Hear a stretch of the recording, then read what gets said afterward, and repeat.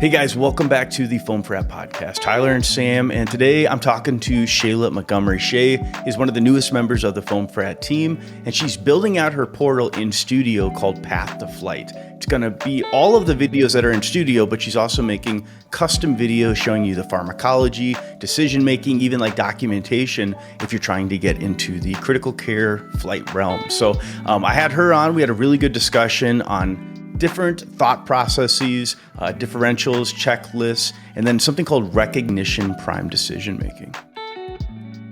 Yeah, I thought this was a really good podcast. I'm a big fan of the chunking word, and I brought a little book here with me, and this is where I first learned about chunking and that kind of mindset. It was called A Mind for Numbers. And when I had to start retaking chemistry classes for like college chemistry, I had to relearn like a ton of math. So that's what like the book was about, was how to, basically learn it step by step and then chunk that into a process. And it fit really well with what you guys were talking about. I remember when I was learning to do a little bit of code here and there, which I'm still such a noob at, but it reminded me of that book and what you guys were talking about like building a program and stuff, and how when you first build out that program, it's like line by line. And so you like go through each one and you try running it until it fails. And finally you get it to succeed. But the cool thing about it was like, once you got all those lines of code down, almost like, learning individual parts of a process, you're able to just call that program. And so you can like name it, and then you just call that, and then the system will do it over and over again every time you call that program. And that was really useful. The book talks about, like spaced repetition and things like that. You go through it line by line, you learn this thing, and then you take a break from it for a little bit, and you kind of go from this like concentrated to passive mode of thinking, and you have some time to reflect on it and get that habit down and stuff. But I thought the chunking stuff was really good. Before we hopped on this podcast, I was just doing a lecture. I just recorded part of the stroke lecture that we're renewing in studio right now. And it reminded me a lot of that, because the one that I just recorded, the video was all about differential diagnoses. And when you talk about stroke, any kind of neurological problem, you think about, okay, like if I'll do my regular stroke scale, which you're usually following some kind of algorithm for, like if you're doing the NIH stroke scale or whatever. But then in the back of your mind somewhere, you have all the differential diagnoses as well. And I went at it from a very like checklist oriented style, where you're going to need resources for that. Like some of the ones that I was bringing out were, is this a TIA? What is an ABCD2 score? Is it a migraine aura, like hemiplegic migraine with seizures and Todd's paresis? Like I can't even remember all of them right now, so just why you need a resource. But all these different ones, like you could go down the line, you could say hypoglycemia, drugs, migraine, Bell's palsy was a specific one where I gave them this big chunk of information. And it's like, this is too complicated to ever memorize. And if you're really going to have a list of differentials, like it's really important to have a resource for those kinds of things. Because one of the things you guys were talking about was it takes time to build up those mental checklists and kind of call that program and think, what else could this be? I use the example of like a student, and it's like, okay, you're in the back with a student or maybe a new employee or something, and you say, okay, we go out on a stroke call right now, suspected stroke. Like, what would your stroke scale look like? What resources are you using for that if you don't have it memorized, which, nobody probably does? And then what would be like your top 5 or 6 differentials for that patient? And maybe the student or new employee could name like a few differentials, but unless you have some kind of checklist or reference that you're working off of, it's almost like irresponsible not to have a reference like that, because there's just, at some point, how much are you going to rely on your memory? And especially of a student or a new employee, like it becomes so unreliable at some point.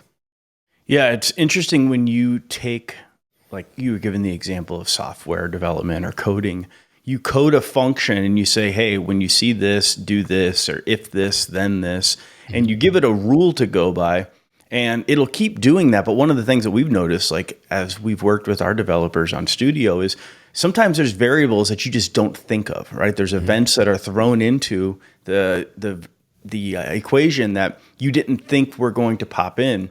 And that's where I feel like you can have mental shortcuts that are like, all right, you know what? Last time I saw a patient that was unresponsive in their vehicle, it was a narcotic overdose. So I'm going to give Narcan. And you could make that decision really fast and then totally miss that it's a subarachnoid, right? So you have to have like these checks and balances that are constantly reassessing instead of just going down one route. And that's where I think like we're not as smart as computers. So you do need a reference because you're going to resort to what you think it is based off of what it was last time. And that's not always the case. So being in that constant OODA loop, what is it? Observe, orient, decide, and act. Yeah.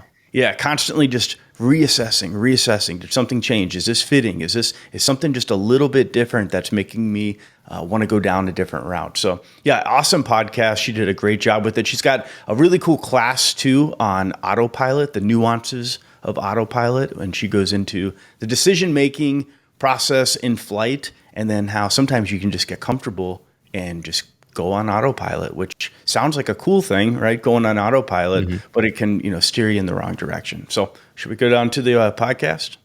Yeah, and I'd just like to say I really appreciated the Narcan reference in there.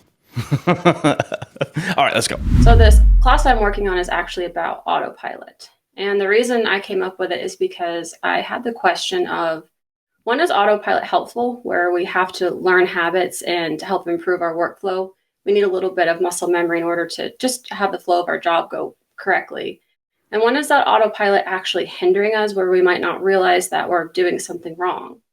And so I started to kind of research this topic. And what I found was that Dr. Ann Gabriel, who's a neuroscientist and researcher at MIT, kind of had the same question as me. And through her research, she's actually found some pretty interesting stuff about how our brain forms habits and then how those habits turn into autopilot. And so I kind of wanted to tell you some of the science behind it and then kind of get your opinion on how recognition prime decision making kind of flows into that, because I think they go together pretty seamlessly. We have so many times in our career where we do something and we're like, how did I know that I needed to do that? It almost seems like we have like ESP, or like you think to bring the suction on a call that you typically wouldn't bring the suction on, or, all right, let's bring the tick with us on this call. And you're like, why did I do that? And so it can almost look like you have this like superpower when it works, but when it doesn't work, we're going, why did I do that? I don't even understand why I made that mistake. So it can go both ways. And I think that just looking through your slide deck and some of the clips that I've seen of your class, the way that we form these habits is really interesting. So I'm excited to hear like the neuroscience behind that.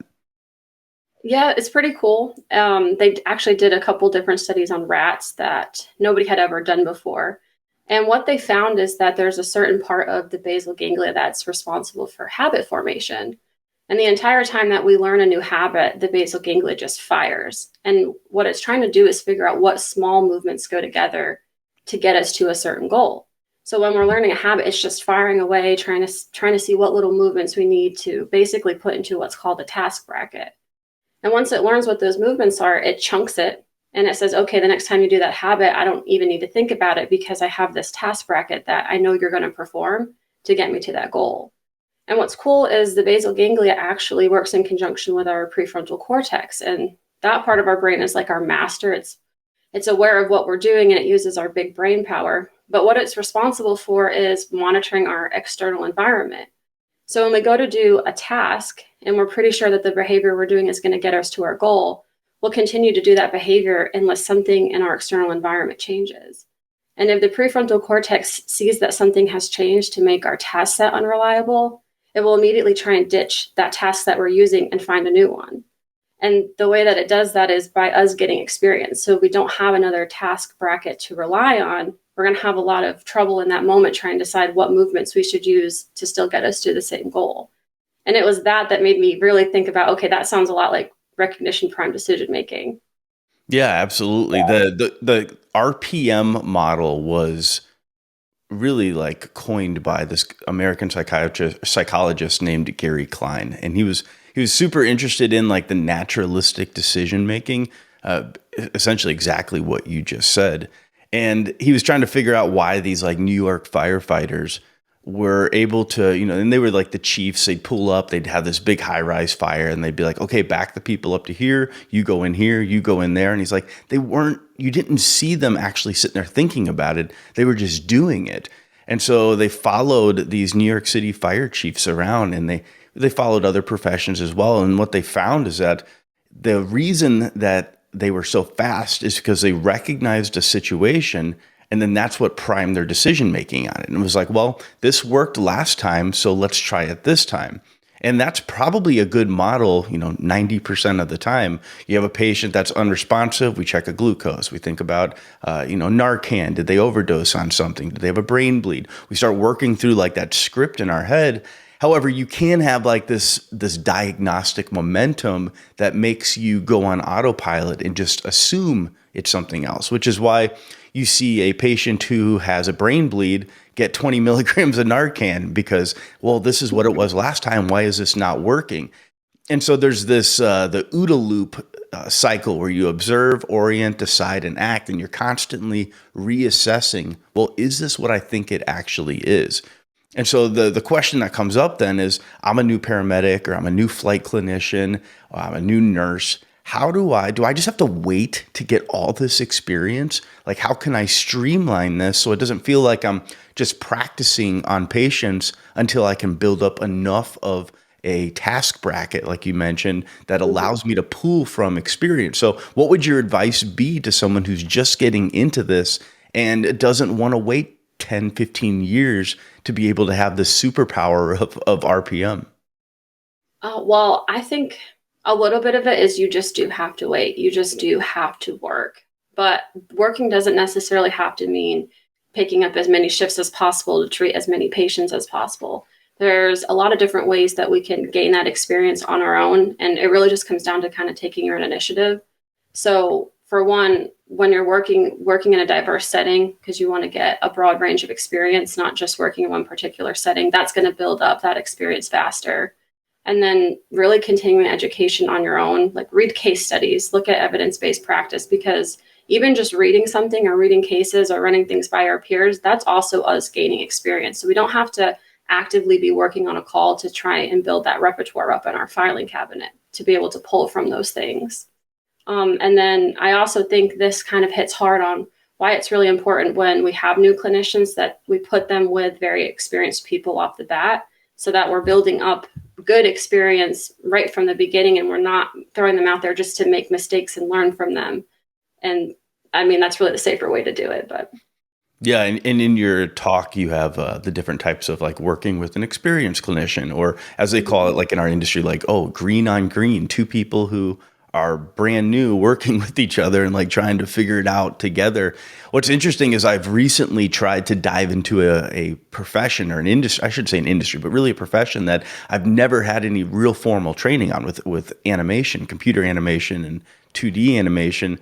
And I'm experiencing some of the same like frustrations I had when I first got into EMS, where I'd see somebody just nail the IV or just be like, oh, this is what the issue is, where they can watch this, this shot and be like, oh, your arm's not making enough of an arc, or the head's falling too far behind here. And their eyes just see it, and they know exactly you need to add 3 frames to, 3 seconds to this frame, 2 seconds to that frame.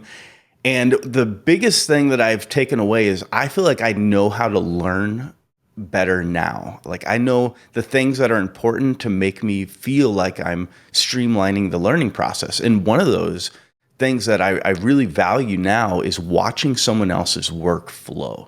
And a lot of times in animation, they'll do a master class, and all it is like you just sitting there watching them animate a shot from start to finish. But if you've only seen their finished work and you've never seen them actually go through, all right, this is how I added my frames, this is how I do this pose, then I go and add the in-betweens between the pose.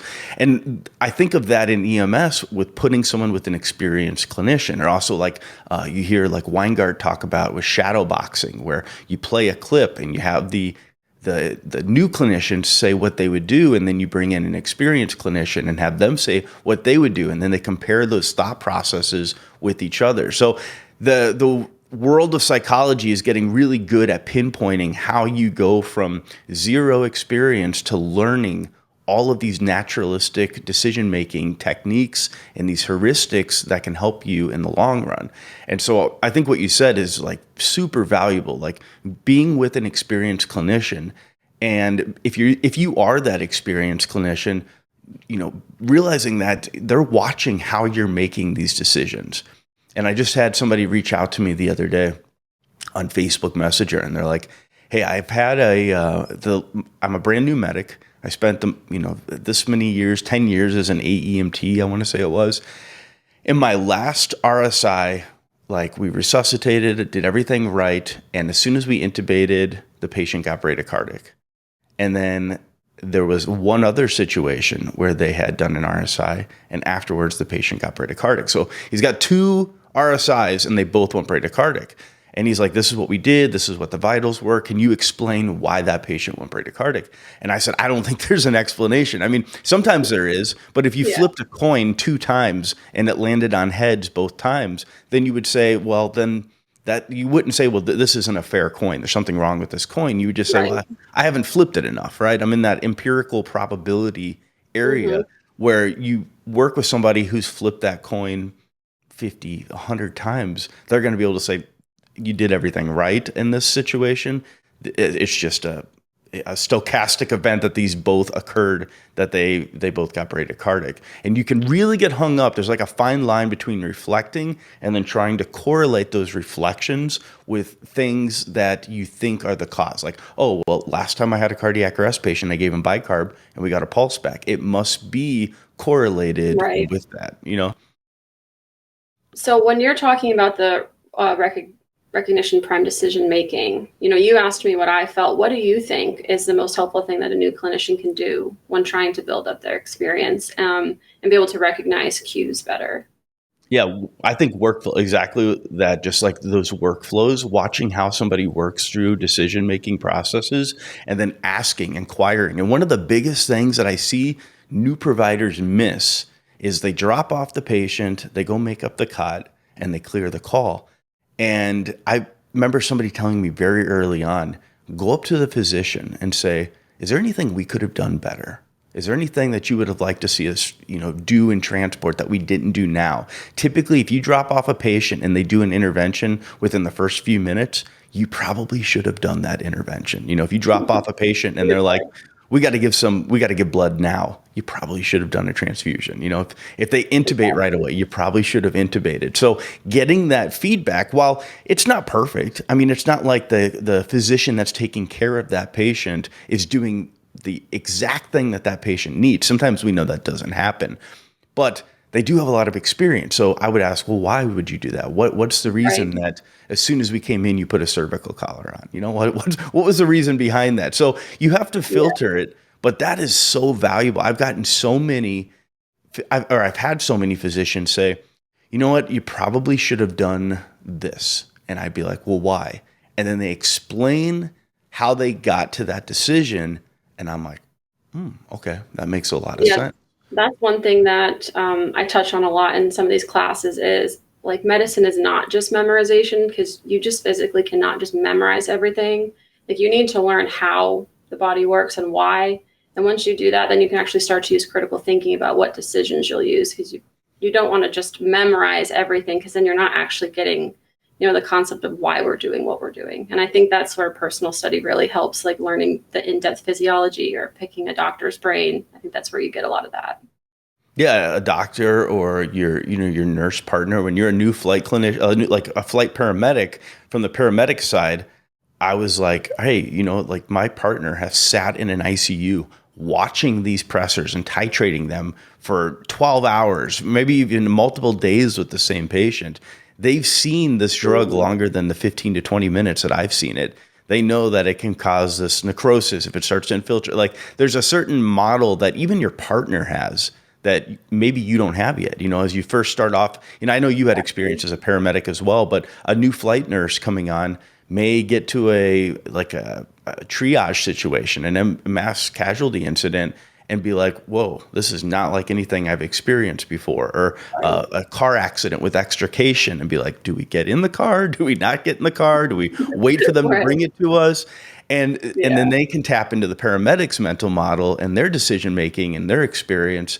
And then eventually, after a while, they just become so intertwined that it's not like you're going, hey, what do I do with this drip? Or how do I zero this Exactly. art line? Or hey, do we get in the car while they're cutting it apart? So you start to like form each other's mental models. But then you have a new clinician that comes on, and it is your responsibility to make sure that you're not feeding them dogma. You're actually feeding them like your decision making process and why. And it's very important to clarify when something you do is not based off of evidence. It maybe is just purely based off of experience. And that's fine. Like, I do think that there's a lot of value in just what you do from experience, but just making sure you clarify the differences so they don't correlate Mhm. those to think, oh, yeah, there's good evidence to support that. Awesome. All right. Sorry, I might be Anything having a else? little bit of issue with my audio. Well, when we're talking about experienced preceptors, there's actually a really interesting point in one of the studies that these researchers at MIT did. And they had a rat run a maze essentially, and this is where they learned how habit formation works and what part of the brain. And so, like initially, they would have this rat run this maze, and they would give it a certain cue to turn one way or the other. Like one way they would get sugar water, and another way they'd get chocolate milk. And so this rat would learn this habit of turning a certain way to get a certain reward. And then after it had really learned that habit, they changed the cue and they would have the rat run the opposite direction. So it was like learning an entirely new habit. And they used what's called optogenics, which is where they pinpoint like very specific cells in the brain, and they essentially scrubbed the second habit of turning the other direction. And what they found was that the second habit didn't replace the first habit. That first habit was still there and could not be Hmm. erased. And I think that makes a really good point about why we need to put new people with experienced people, because those habits that they initially learn are so ingrained that they will always be there, even when we try and learn new habits. Yeah, I remember somebody telling me, like, when you make the cut, you always got to put the open end of the pillowcase down. You can't have it up. Have you ever heard that before? No. Yeah, like it was, I mean, EMS is also very like superstitious about stuff. I feel like all of I know I've healthcare. had people tell me you have to, put the blankets on just like this and then buckle it this way. And Yeah. that's the Or right like, way this to is do how it I if you're wrap a up real the paramedic. cords. Or this is how I wrap up Yeah, the cords on exactly. my monitor. Or this is how I set I it up. usually just say, okay, that sounds fine. We'll just do it that way. You got to Yeah, pick your battles. they said that you had to have the pillowcase opening down. If it was up, then you were going to have like bad luck, or your next patient was going to be Oh, like a wow. shit show or I don't something. know. Maybe I'll try that and see if I can get some better luck. I know. Well, I'm like, well, it's been kind of a lame day today. I'm just going to flip that pillow up a little bit and hit the chaos button on there. That's awesome. Very cool. Awesome. I Well, definitely appreciate, yeah, your perspective on it. Do you have any advice for any like new clinicians that are trying to form good habits? I talked a little bit about checklists in this class. Do you think that there's really value to that or not? yeah, you know what's interesting is checklists and like, like the AHA algorithms and stuff like that. That is a way of like taking a mental model and like being safe with it, being like, hey, this is a good route to follow if you're completely going off of nothing. If you don't know the next step, this will get you close.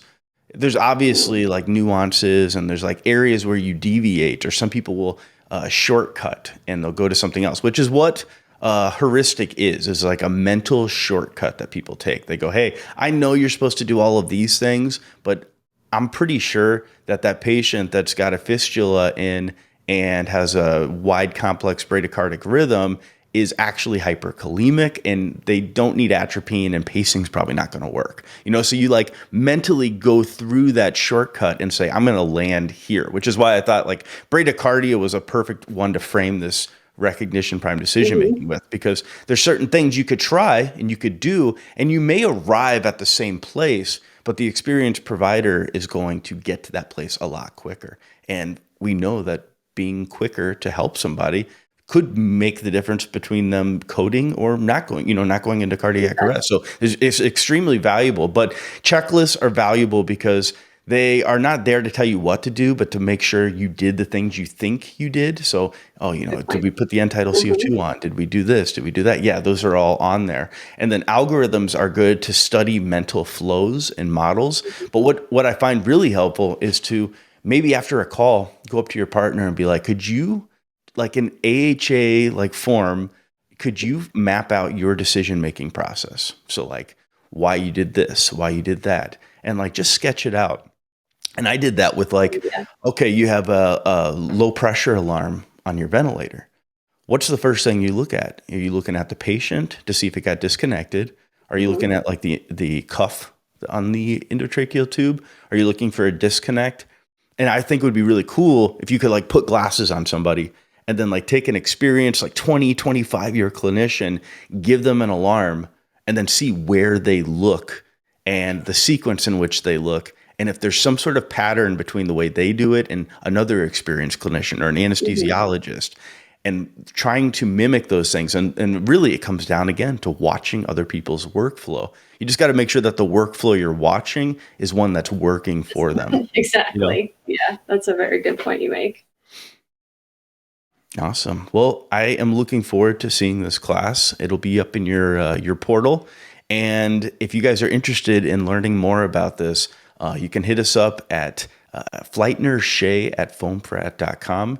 And it is going to be studio, but it's augmented with all these extra courses on getting into flight. You're going to be doing Q&A sessions on a weekly basis. Yep. And so we're going to keep loading this portal with a bunch of flight career type information, whether it comes to like interviewing, heuristics. So I'm excited to see it. It'll be really cool. All right. Thanks, Me too. Very excited.